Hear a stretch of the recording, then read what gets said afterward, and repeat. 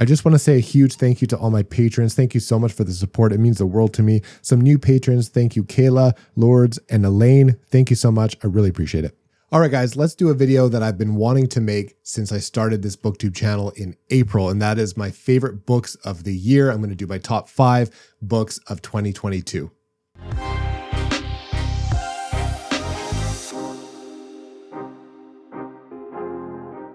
Hey guys, welcome back to the channel. My name is Theo. Thanks for hanging out with me today as I go over my top 5 books of 2022.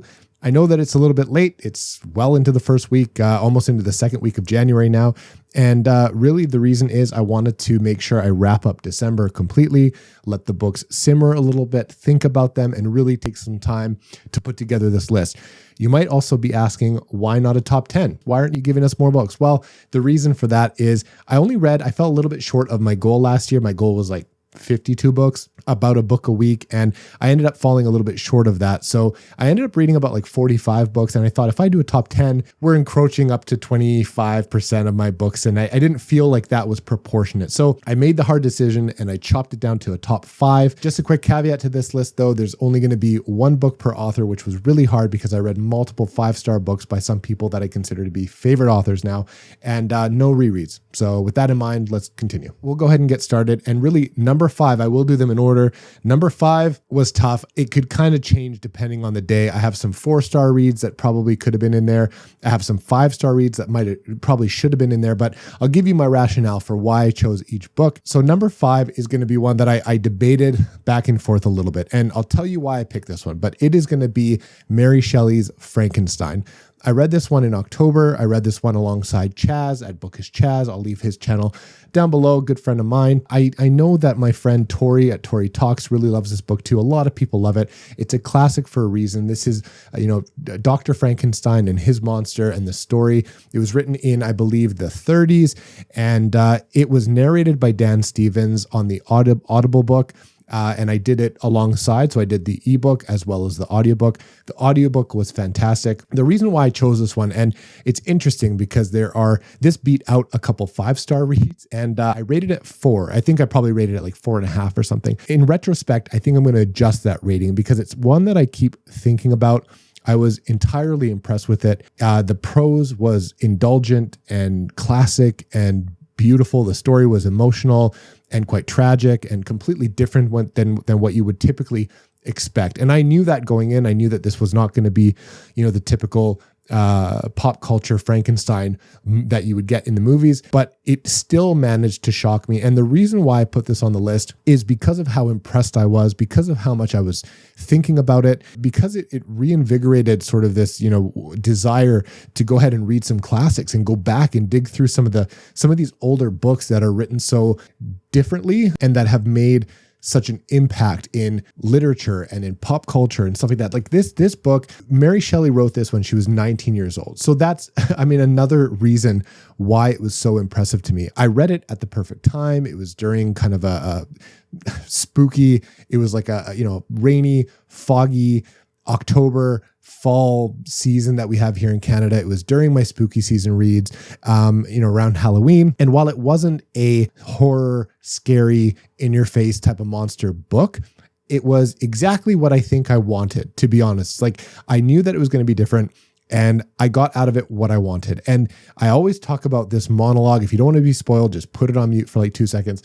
But I always talk about this monologue from the monster's point of view when he's talking about his awakening and everything that he had went through and the things that he learned and how he learned to speak and how he learned about people and families and like what the world was all about. The monster talks about like their disappointment with how things have gone for them and the challenges that they've encountered and his just resentment for this person, this doctor that created it. I don't know. It was very emotional. It left me thinking about it. It's a book that I would probably reread.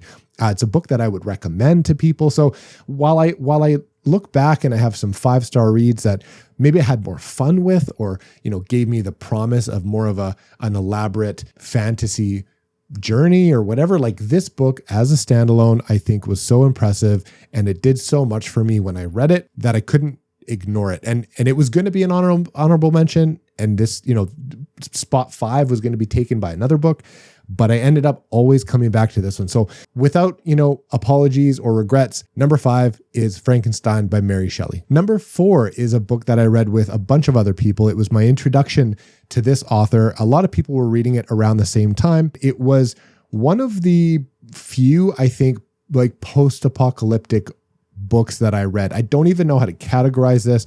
This one is Robert McCammon's Swan Song. I mean, it's kind of horror. It's kind of speculative fiction. It's not really fantasy, although there's a little bit of fantastical elements in it, you could argue. But this was an incredibly rich and imaginative post-apocalyptic like horror fantasy book. And I think it rivals some of the best that Stephen King has put out. I mean, a lot of people compare him to Stephen King. A lot of people say that if you liked The Stand by Stephen King, you'll adore, Swan Song by Robert McCammon. I've read most of The Stand. I have to reread it, but I can see the comparison. And one thing I will say about Robert McCammon's writing is the descriptions are incredible. Like the descriptions are so good. Some of the words he uses just stick in your mind, and some of the imagery and the scenery and just the atmosphere that he creates in these books are incredible. Like Robert McCammon is an author that I want to read more of this year. I have Boy's Life on deck that I'm going to be reading at some point soon. And this book just really stuck in my mind. I flew through it. It is not a short book. Really, it follows a group of characters basically after, a nuclear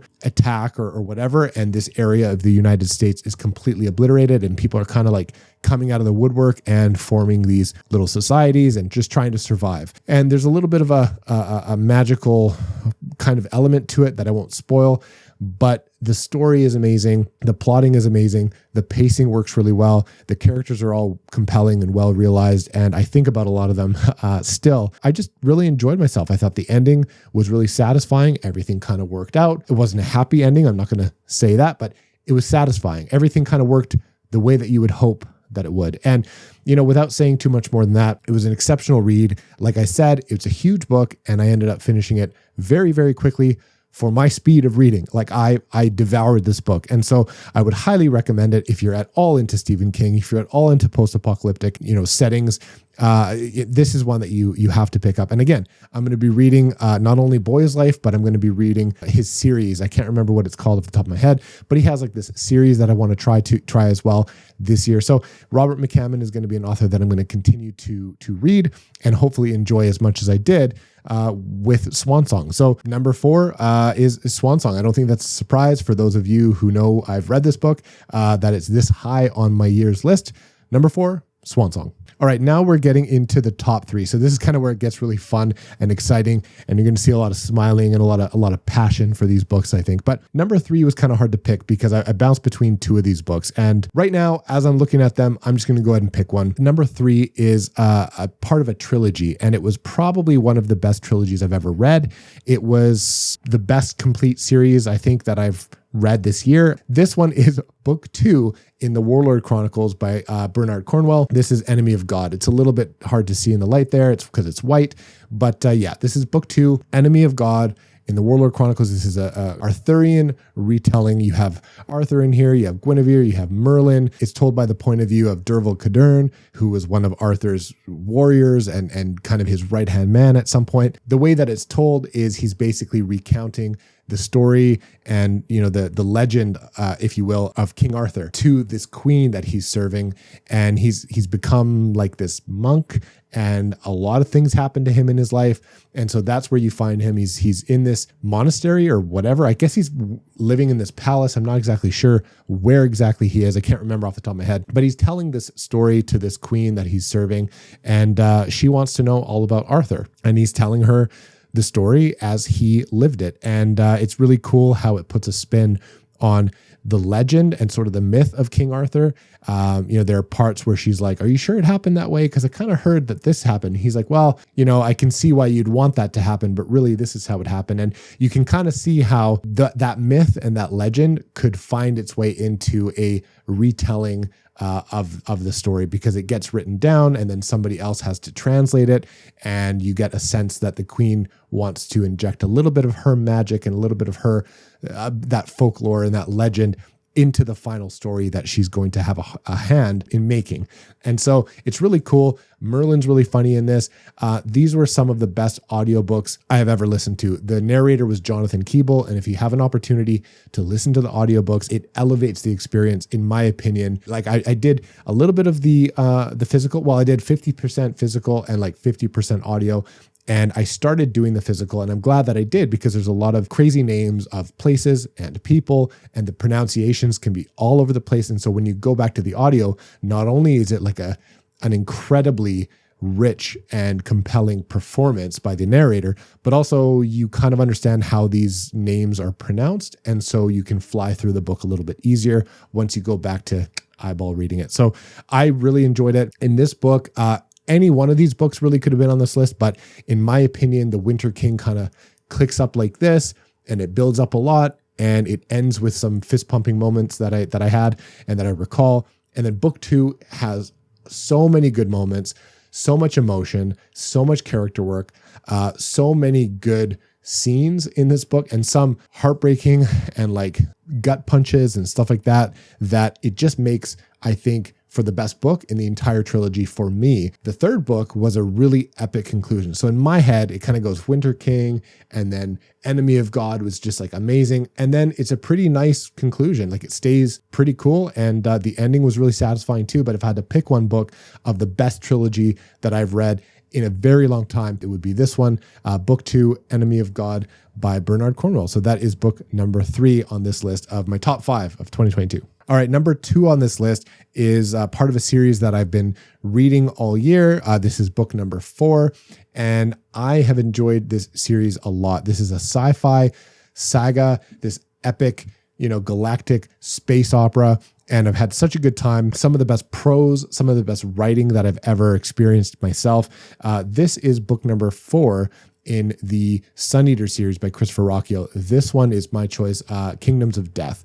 And a lot of people would put maybe a different book above this one in this series. A lot of people loved Howling Dark. A lot of people loved Demon in White. For me, this was my best experience with Rocchio's writing.